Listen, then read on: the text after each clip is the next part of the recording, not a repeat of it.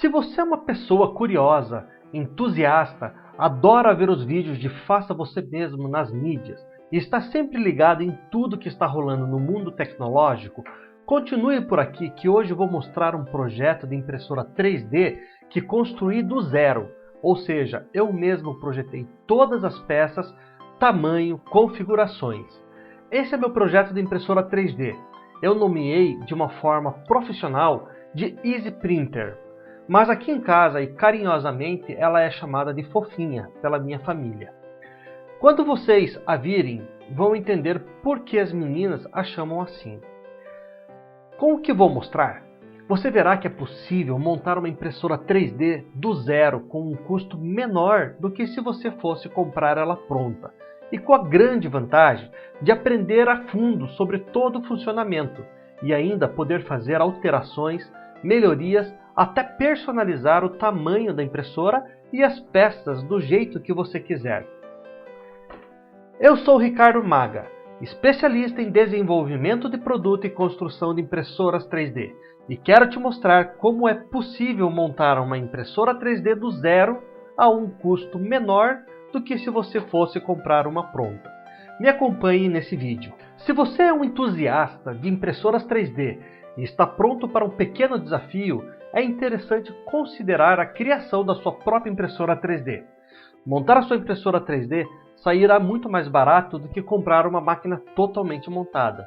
E de quebra, consegue um bônus valioso ao construir uma impressora 3D. Você aprenderá mais sobre as funções internas da máquina e as possibilidades infinitas de personalização. Existem duas maneiras principais de construir uma impressora 3D. A partir de um kit de peças prontas que você pode encontrar na internet ou construir do zero.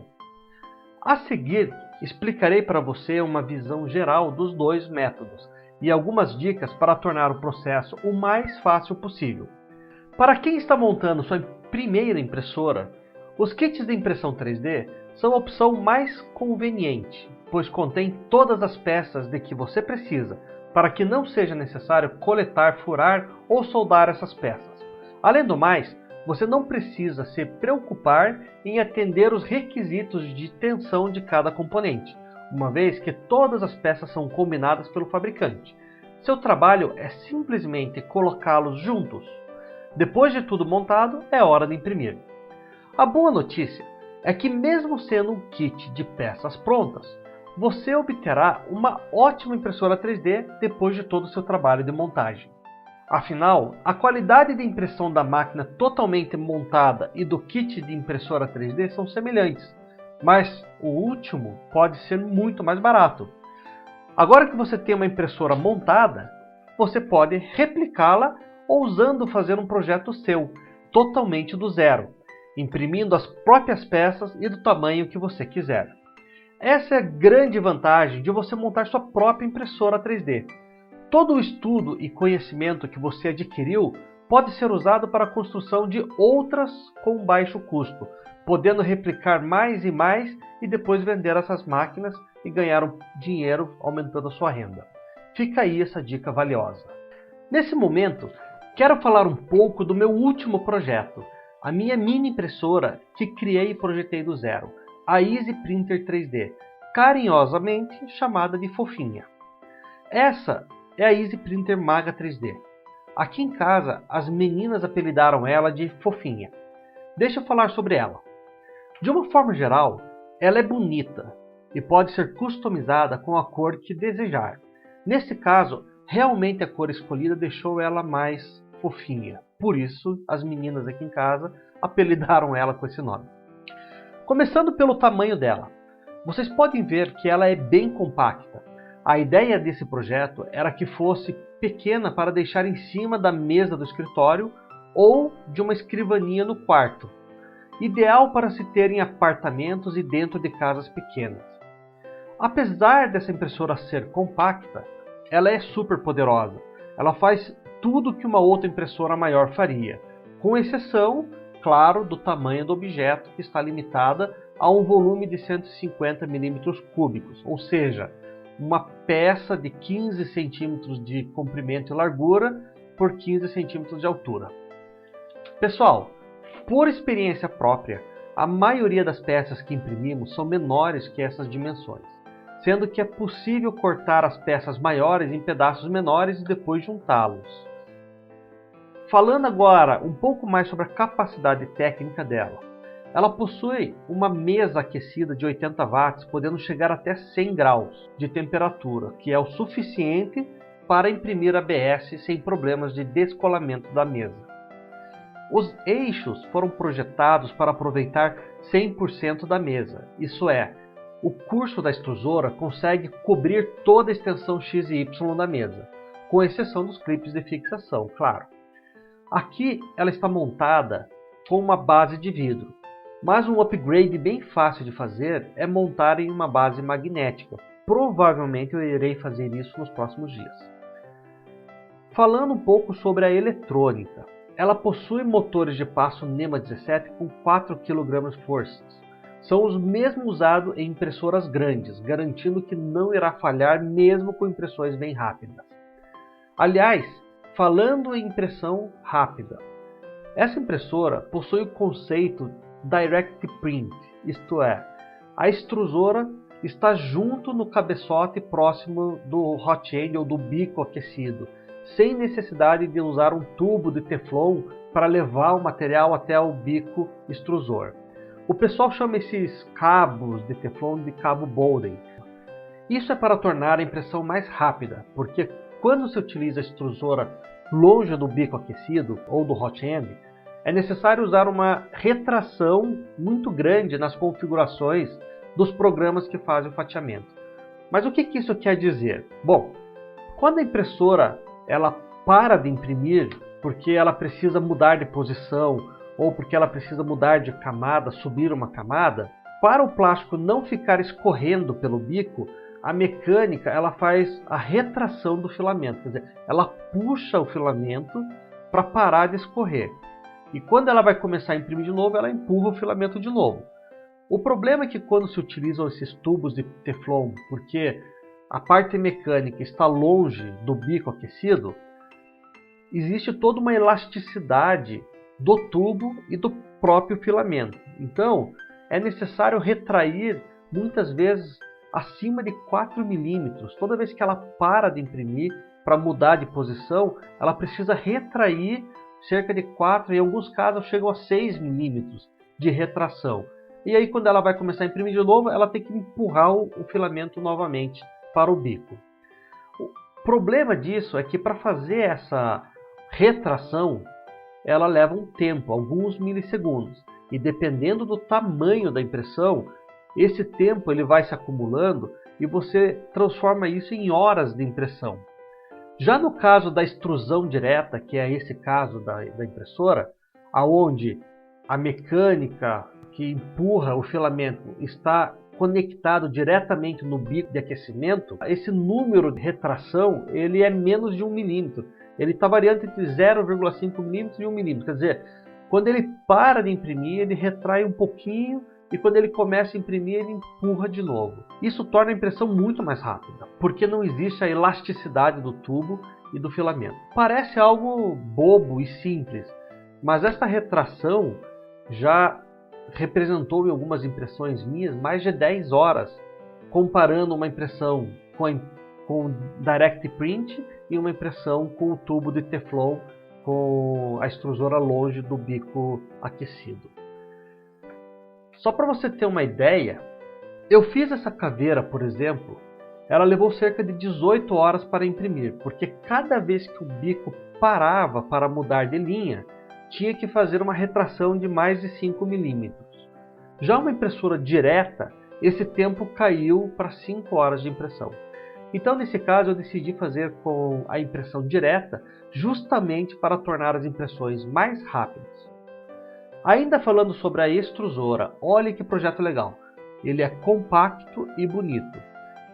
Tem tudo o que é necessário. O hot end de metal, ou seja, o bico extrusor ele é de metal. Ele possui ventilação forçada, o ventilador para resfriamento da peça, abertura para trocas de filamento e limpeza aqui ao lado, e também possui o sensor de nivelamento da impressão. Pessoal, o autonivelamento é muito importante. Independente de como está a sua mesa, com o autonivelamento, a primeira camada estará sempre boa em todas as partes da peça. Impressoras que não possuem esse recurso, é necessário ficar ajustando cada canto da mesa para garantir que esteja perfeitamente alinhada com o bico extrusor. Outro ponto da impressora são os interruptores de final de curso. Todos eles seguem esse padrão mecânico que já possui um LED para indicar o acionamento e na própria placa possui um capacitor para evitar a interferência eletromagnética e ruídos. Já nos carrinhos, vejam aqui que possui um parafuso de ajuste para retirar eventuais folgas causadas por desgaste, ou com o passar do tempo mesmo. Outra coisa legal nessa impressora é o porta-cabos. Algo que sempre achei ruim nas impressoras maiores são os cabos que ficam pendurados. Pode até funcionar a impressora, mas esteticamente não fica legal. Bom, aqui atrás da impressora fica a fonte de alimentação. Todos os cabos estão bem fixados, não deixando nada solto que possa enroscar em algum lugar. Ao lado está a bobina de filamento, mas ela é removível e pode ficar em cima de uma prateleira ou dentro de um armário, reduzindo ainda mais o tamanho da impressora. O software que está gravado na eletrônica é uma versão customizada do Marlin, bem conhecida da internet e facilmente customizável, possuindo várias seguranças contra aquecimento errado e controle das temperaturas. E isso é muito importante porque evita acidentes que possam colocar fogo na impressora. O cartão de SD ele fica ao lado do display e as impressões podem ser acionadas a partir do display de LCD diretamente do SD card, sem a necessidade de manter o computador ligado junto enquanto você está imprimindo. De uma forma geral, a impressora é muito fácil de usar.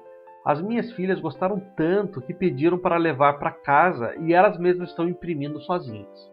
A impressora tem vários pontos positivos.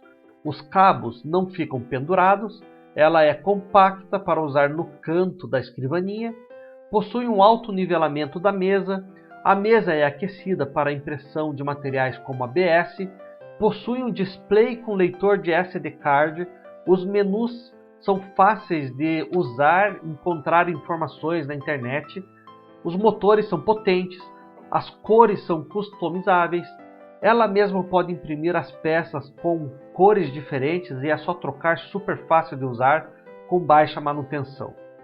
O único ponto a se discutir é o tamanho da mesa de impressão, que está limitado a peças de 150 milímetros cúbicos, o que, na minha opinião, é mais do que suficiente para impressões caseiras, artesanatos, hobbies, decorações e outras utilidades. Em resumo, é uma excelente opção para se ter em casa, no apartamento ou no escritório. Pequena, compacta e poderosa. E aí, gostou da impressora? Deixe seu comentário aí embaixo, que ajuda muito na elaboração dos próximos vídeos. Me acompanhe aqui que explicarei um passo a passo de como montei a minha EasyPrint 3D. Hoje eu quero mostrar uma das peças principais de uma impressora 3D, a extrusora. Basicamente, ela é dividida em três partes principais: tração, fusão e resfriamento. A tração é a primeira parte do conjunto formado pela mecânica que puxa o filamento do rolo e empurra para o bico aquecido. Esta parte é formada por um motor de passo que é controlado pela eletrônica e possui uma polia tracionadora, que nada mais é que uma polia com dentes para agarrar no filamento. Também é necessário algo que empurre o filamento para cima do tracionador, da polia tracionadora. Então, nós temos esse rolamento que fica empurrando o filamento para que seja tracionado pela polia corretamente. Aqui está um dos primeiros ajustes de uma impressora 3D. A força que esse rolamento faz contra a polia tracionadora. Pode ser regulado pelas molas e os parafusos do rolamento. Isto é necessário porque eventualmente você precisa soltar para trocar o filamento, ou trocar o tipo de material, ou a cor que você está imprimindo. É como trocar um cartucho de tinta da impressora. Você solta esta peça para aliviar a pressão e aí pode fazer a troca do filamento. Depois de adicionar o novo filamento, é só apertar novamente os parafusos e ela volta a tracionar normalmente. Se essa pressão não estiver corretamente ajustada, pode ocorrer dois problemas. O primeiro é o deslizamento e o plástico não será empurrado para o bico aquecido. Ou, segundo problema, se estiver muito apertado, ele pode criar uma cratera no filamento e ele não ser tracionado mais. Muitas vezes acaba quebrando o filamento bem em cima da polia tracionadora, bem nesse ponto. O legal é ter visibilidade do que está acontecendo. Neste caso, o projeto muito bem feito permite que você consiga ver exatamente o filamento sendo tracionado, sem falar que fica muito mais fácil para trocar o material quando você consegue ver o que você está fazendo. A segunda parte do conjunto de extrusão é formado pelo bico de aquecimento. É chamado também de hot end. Neste caso, é totalmente de alumínio, com estas aletas para resfriar o plástico. O motivo pelo qual precisa ser resfriado é para que a parte amolecida do plástico não chegue em hipótese alguma próxima do tracionador. Se o plástico começa a subir amolecido, não seria mais possível empurrar o material para baixo, criando uma espécie de entupimento de todo o conjunto. Então, um dos segredos da extrusora é possuir uma boa troca de calor na parte alta do bico. Se descermos um pouco mais, neste bico, vocês podem ver que existe uma separação com o bloco de baixo e a parte de cima. Essa separação também é importante para evitar a condução de calor para a parte superior. Basicamente, todo o calor precisa ficar concentrado no bloco de aquecimento, o mais próximo possível do bico, que está localizado bem na ponta. Este é o bloco de aquecimento, formado por um cartucho de aquecimento, como se fosse uma resistência de chuveiro. Ele aquece e derrete o plástico que está passando por ele. Também possui um sensor de temperatura, um termisto, que neste caso é de 100 K. Basicamente, esse sensor altera a resistência à medida que a temperatura vai alterando. Baseado nessa alteração da resistência, a eletrônica consegue calcular a temperatura de aquecimento usando um algoritmo proporcional integral derivativo, PID, ou seja, a eletrônica fica ligando e desligando o aquecimento para manter a temperatura definida e medida pelo sensor. Eu não vou entrar em detalhes desse algoritmo, mas é legal vocês saberem que existe uma inteligência por trás desse mecanismo, para manter a temperatura correta na hora de derreter o plástico. Na ponta existe um bico com um furo muito pequeno. Nesse caso, e na maioria das impressoras, é de 0,4 mm de diâmetro. Esse furo é por onde vai sair o plástico que irá formar cada uma das camadas da impressão. Você pode trocar esse bico e instalar com outros diâmetros. De uma forma genérica, quanto menor o diâmetro, melhor seria a qualidade, mas levaria muito mais tempo para imprimir. A mesma coisa é o contrário. Quanto maior o diâmetro desse bico, a qualidade será menor e a impressão será muito mais rápida. Curiosidade sobre esse bico ou sobre o diâmetro do teu bico extrusor é que, mesmo com o diâmetro de 0,4 mm, é possível fazer camadas de apenas 0,2 ou até de 0,1 milímetro de espessura. Incrível isso, não? Isso é possível porque o software ele consegue calcular o estiramento dessa camada. Isso é, quando esticamos o plástico derretido, ele diminui o diâmetro. Então, mesmo o plástico saindo a 0,4 milímetros de diâmetro, se aumentamos a velocidade da impressão, ocorre o estiramento dessa linha e automaticamente o diâmetro ele diminui, conseguindo simular camadas com diâmetros bem abaixo do furo do bico. A terceira parte da extrusora é o sistema de resfriamento do plástico. Após ser depositado nas peças plásticas, é necessário que esse plástico seja endurecido, principalmente para peças pequenas, onde o tempo entre as camadas de impressão não é suficiente para endurecer a peça. É formado normalmente por um ventilador radial que sopra um ar em cima da peça após a saída do material derretido. O objetivo é que endureça o plástico rapidamente, para evitar que a próxima camada seja depositada em algo sem estrutura. Também é usado para endurecer o plástico quando é necessário fazer uma ponte entre duas partes da peça que não tem apoio por baixo. Cuidado que precisa tomar é que nas primeiras camadas, quando está muito próximo da mesa aquecida, o vento dessa ventoinha ele pode esfriar a mesa, causando erros de leitura de temperatura na placa ou o descolamento da peça por falta de temperatura. É possível regular todo esse funcionamento desse ventilador no software de impressão, mas normalmente as definições padrões já são suficientes para uma boa impressão na maioria dos casos. Pessoal, essa é a extrusora, uma das peças mais importantes da impressora 3D.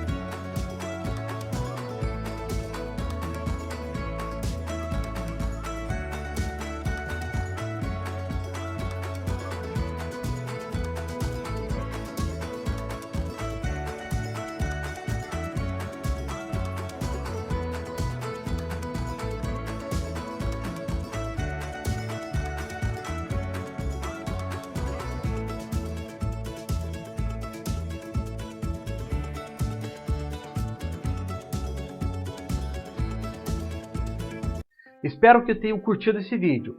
E para saber mais, se inscreva nos nossos canais no YouTube, Instagram e Facebook.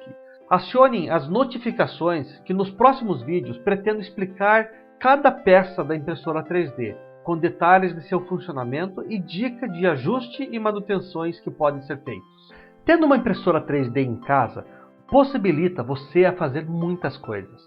Eu, por exemplo, já fiz vários projetos em 3D, inclusive objetos para minha casa, oficina, ideias que minha esposa e filhas pediram ou itens que elas precisavam.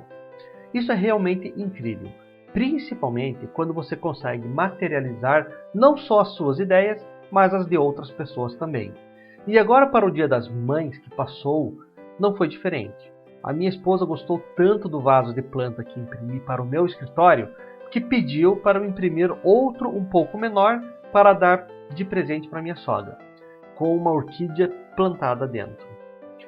A princípio, eu não tinha entendido direito qual o tamanho necessário, então eu diminuí muito. Não deu nada certo para a finalidade que ela queria, mas não foi fora, virou um vasinho de suculenta para minha esposa.